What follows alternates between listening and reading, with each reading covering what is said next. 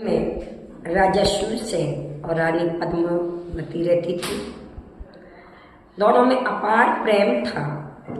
एक दिन अचानक उसी वन में केवली का आगमन हुआ।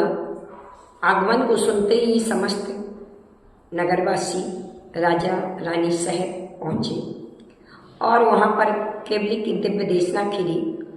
दिव्य देशना में अर्थात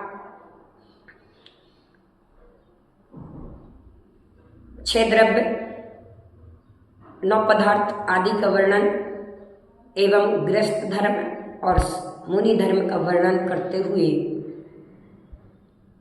मुनिराज ने अर्थात केवली की दिव्य देशना सुनने के पश्चात राजा के मन में एक प्रश्न उठा और राजा ने केवली से प्रश्न किया कि भगवान, हमारे दोनों के बीच में इतना प्रेम क्यों? हमारे भवांतर बतलाएं। और दिव्य देशना में खिरा कि उज्जैनी नगरी के राजा वीरसेन और वीरमती रानी बड़े प्रेम से रहते थे। अचानक उसी नगर में जिनदत्त और जयावती नाम की सेठानी थी। उनके पुत्र था ईश्वर चंद और उसकी शादी चंदना नाम की सेठ पुत्री से हुई थी। दोनों वीरसेन और वीरमती ने राज्य करते हुए इन सेठ पुत्र अर्थात जिनदत्त आदि को अपना राज्य देकर के और स्वयं दिगंबर मुद्रा को धारण करा। दिगंबर मुद्रा को धारण करके पश्चात वह स्वर्ग और मोक्ष गए, स्वर्ग गए। उसके पश्चात ये सेठ सेठानी जो थे, इन्होंने भी दिगंबर मुद्रा को धारण करके फिर अपना पद पुत्र ईश्वर चंद को दिया। ईश्वर चंद दोनों बड़े प्रेम से रह रहे थे कि एक दिन अचानक उसी नगर में अतिमुक्तक नाम के मुनिराज मासुकवासी थे और उनका आगमन हुआ। ईश्वर चंद ने लोभ के वशीभूत होकर कि ये मासुकवासी मुनिराज हैं तो इनके लिए अपन आहार देंगे। इन्होंने अपनी पत्नी चंदना से कहा कि अपन को पड़गाहन करना है। चंदना ने कहा, मैं ऋतुवती हूँ, अर्थात मैं अभी आहार नहीं दे सकती हूँ। लेकिन ईश्वर चंद ने आहार दान के लोभ से उन्होंने कहा कि किसने देखा, हल्ला नहीं करो और पड़गाहन करके आहार दो। मुनिराज के लिए आहार दिया। उसी ऋतु अवस्था में मुनिराज आहार करके तो जंगल की ओर चले गए। लेकिन 3 दिन के पश्चात ईश्वर चंद एवं रानी सेठानी चंदना दोनों को कोढ़ हो गया, गलत रोग हो गया। इस गलत रोग के कारण बहुत दुखी होने लगे, बहुत परेशान होने लगे। इत्तेफाक से उसी नगर में श्री भद्र नाम के मुनिराज का आगमन हुआ। इन्होंने दर्शन किए, अष्टांग नमस्कार किया, प्रदक्षिणा दी और अपने इस दुख के बारे में बात रखी।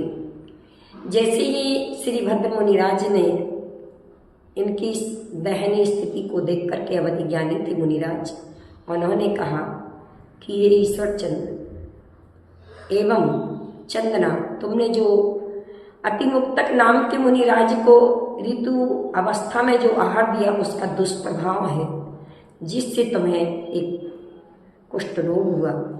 मुनिराज, निवेदन है कि आप मुझे इस दुख का निवारण बताएं।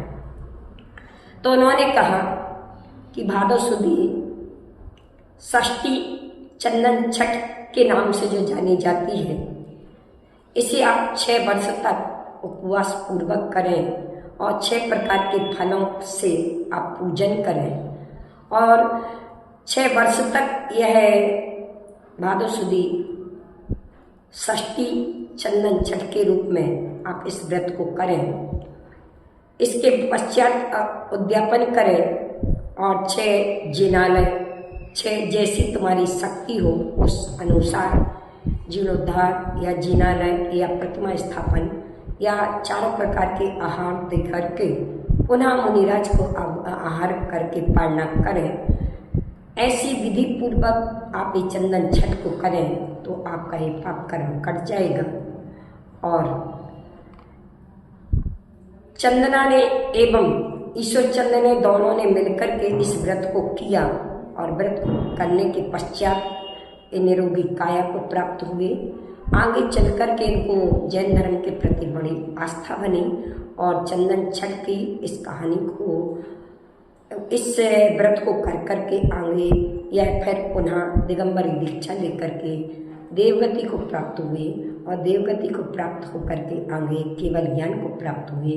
तो कहने का तात्पर्य है कि चंदन छठ की अगर कोई महिलाएं के द्वारा मंदिर में कभी या अशुद्धि हो जाती है या कभी शास्त्र में लिए हुए या माना करते हुए या कोई धार्मिक कार्य करते हुए यदि आपकी अशुद्धि हो गई तो उसके पश्चाताप हेतु प्रायश्चित रूप से यह चंदन छठ का व्रत करें और इस व्रत को करके अपनी अर्थात लगी हुई जो दोष हैं उस दोषों को दूर करें। ऐसे ही चंदन छठ की आज व्रत करके सारी महिलाएं, हालांकि कहा जाता है कि जब यह समाप्त हो जाता है तो ऋतु अवस्था तब किया जाता है, लेकिन अगर इसी अवस्था में भी आपके लिए अगर कोई दोष लग गए हैं या कोई आपको परेशानी आ गई है तो ये चंदन छठ का व्रत करके और अपने उसको अध्यापन करके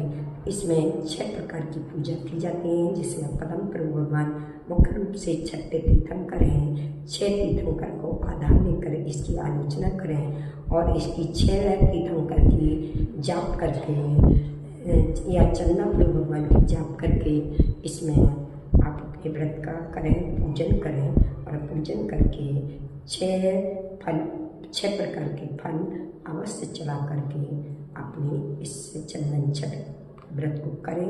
ऐसी पवित्र भावनाओं के साथ आज जिन महिलाओं ने चंदन छठ के व्रत किए हैं उन सभी के लिए और आगे चलकर किसी को दोष लगे हों तो वो भी इस व्रत को करके अपने दोष को दूर करें। ऐसी पवित्र भावनाओं के साथ मेरा आप सभी के लिए शुभाशीष शुभाशीष शुभाशीष।